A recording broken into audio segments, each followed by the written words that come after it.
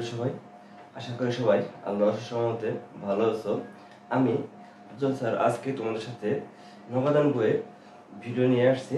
এই ভিডিওটির আগে আমার পূর্বে এই নগদান বই সম্পর্কে একটি বেসিক আলোচনা ক্লাস আছে। যারা আজকের ভিডিওটি পরিপূর্ণভাবে বুঝতে চাও তাকে আগে বেসিক ক্লাসটি বুঝতে হবে।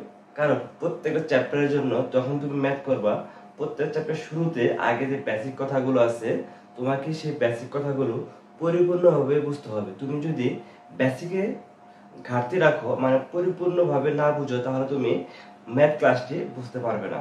তাই আজকের এই ম্যাথ ক্লাসটি বোঝার জন্য তোমাকে অবশ্যই প্রথম ভিডিওটি দেখতে হবে। আজকে আমি ঢাকা বোর্ড 2019 সালের একটি ম্যাথ নিয়ে আলোচনা করব, যেখানে দুঘরা নগদান বই নিয়ে কথা বলা হয়েছে। এখন নগদান বই মানে কি আমি বলছিলাম আগের ভিডিওতে, তারপর ওই ভিডিওতে একটু আমি সংক্ষেপ আলোচনা করি। নগদান বই বলতে আমরা বুঝি যে বইতে সকল প্রকার নগদ লেনদেন লিপিবদ্ধ হবে সেটাই কি নগদান বই।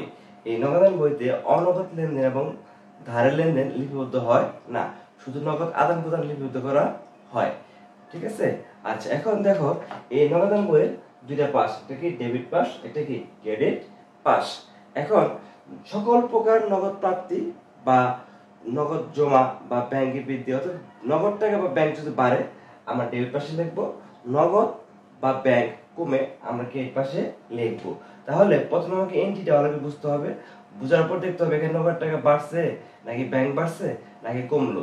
যদি বাড়ে ডেবিট পাশে, কমলে কোন পাশে? ক্রেডিট পাশে লিখতে হবে। এখন কথা হচ্ছে এই নগদান বই দুইটা পদ্ধতির যে কোনো একটা পদ্ধতি দিয়ে শুরু করা যায়। এক নম্বর হচ্ছে ব্যালেন্স বিটে দিয়ে, দুই নম্বর হচ্ছে মূলধনের সাথে। এখন কখন ব্যালেন্স বিট দিয়ে শুরু করব, কখন আমরা মূলধন দিয়ে শুরু করব। যদি কোনো ম্যাথে বলা থাকে যে মিস্টার এক্স ওয়াই জেড যে থাক না কেন, যে আজকে এত টাকা নগদ এত টাকা নিবেশ আরম্ভ করলেন বা শুরু করলেন, তো এই ক্ষেত্রে বুঝতে হবে যে ব্যবসাটা আজকে শুরু করছে। যেহেতু আজকে শুরু করছে, যেহেতু পূর্বে কোনো যে থাকে না, সেহেতু সেই হিসাবটা আমাকে মূলধন হিসাব দিয়ে শুরু করতে হবে। আর যে লেখা থাকে প্রারম্ভিক উদ্বৃত্ত বা নগদ তহবিল, সেই ক্ষেত্রে আমাকে কি করতে হবে? ব্যালেন্স বিট দিয়ে শুরু করতে হবে। এখন আমরা প্রশ্নটি পড়বো, পরে দেখবো যে এই প্রশ্নটি কিভাবে আমরা শুরু করতে পারি, ব্যালেন্স বিটে না মূলধন দিয়ে।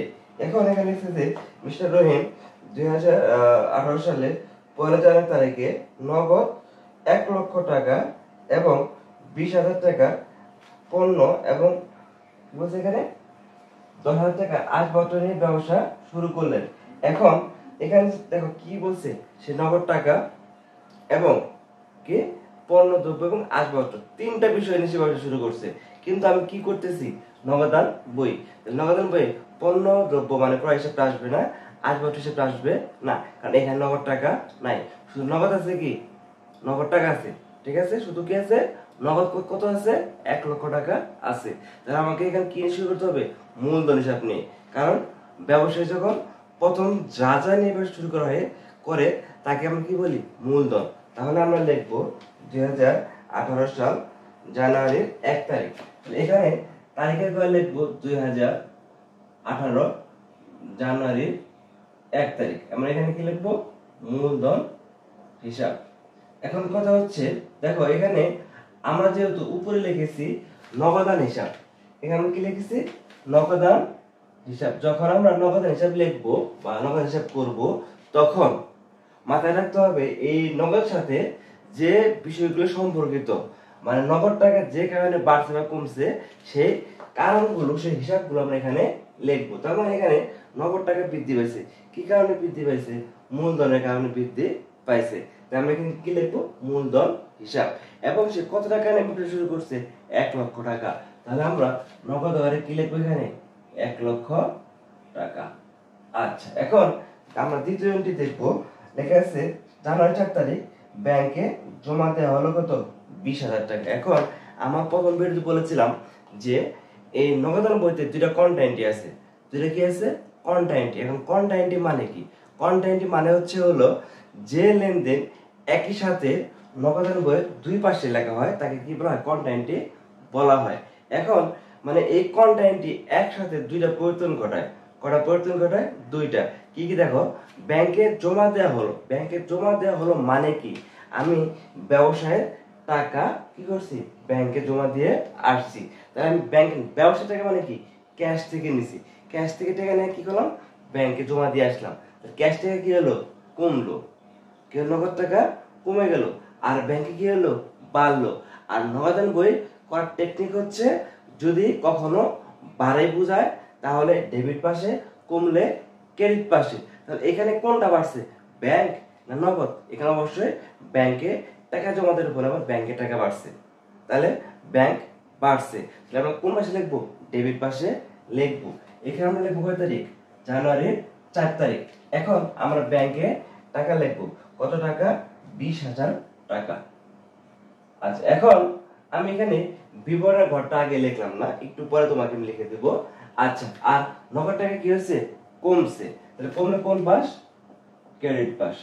জানুয়ারি 4 তারিখ এখানে যেহেতু নগদ কমছে আমরা নগদ ঘরে কি করব টাকা কমাই দেব। এখন খেয়াল করো নগদ টাকা কি কারণে কমছে, ব্যাংকে জমা দেওয়ার কারণে কমছে।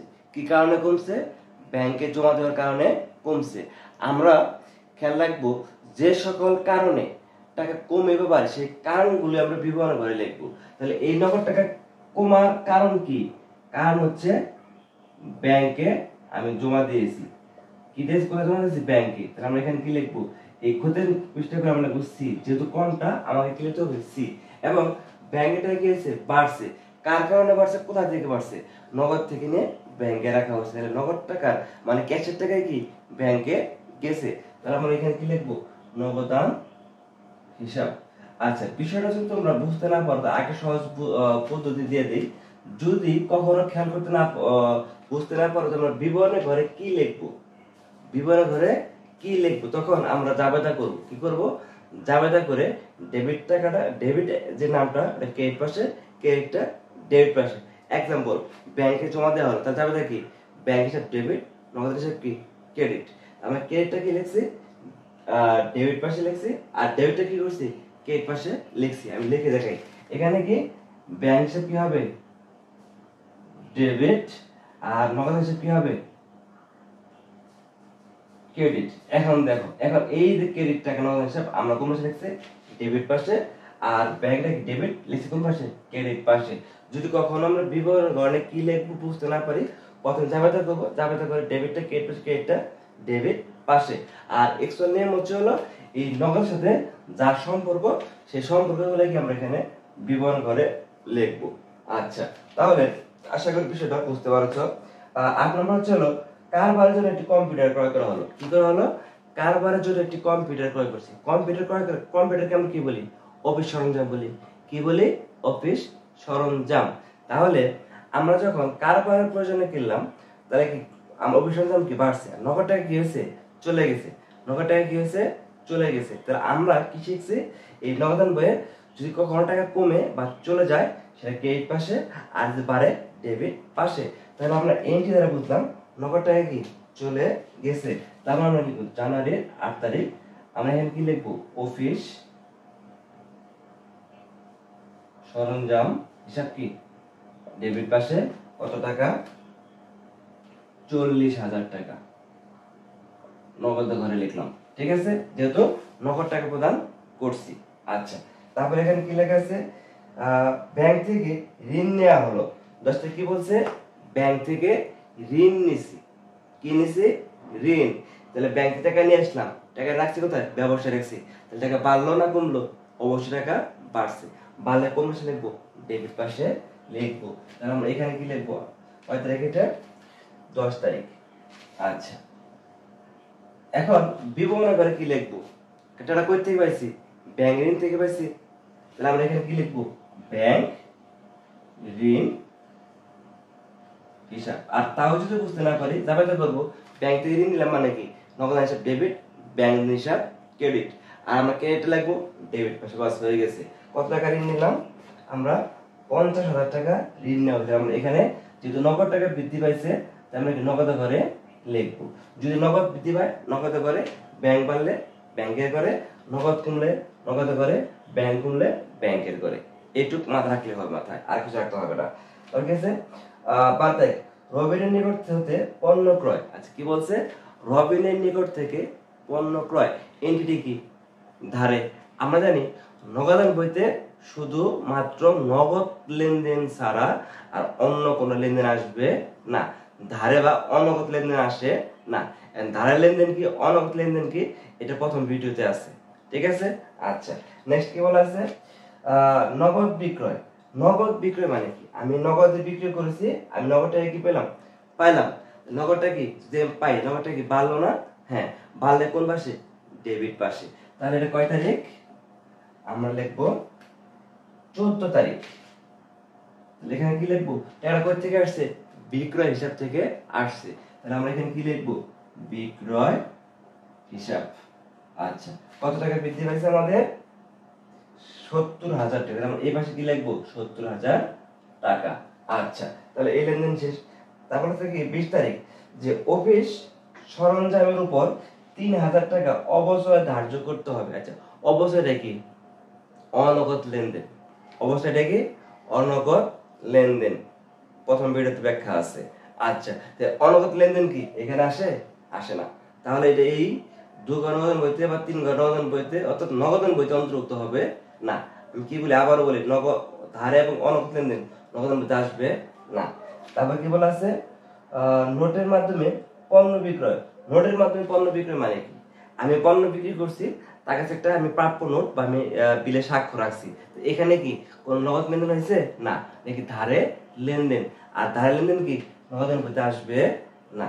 আচ্ছা, নেক্সট কি বলা আছে, সুদ সহ ব্যাংক ঋণ পরিশোধিত হয় 12,000 টাকা, যার মধ্যে সুদ কত, 2,000 টাকা। তাহলে আমরা এখানে লিখবো কয় তারিখ,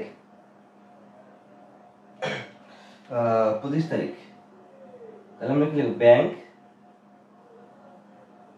ঋণ হিসাব 10,000 টাকা, আর ব্যাংক ঋণ কত, 2,000 টাকা, সরি ব্যাংক সুদ।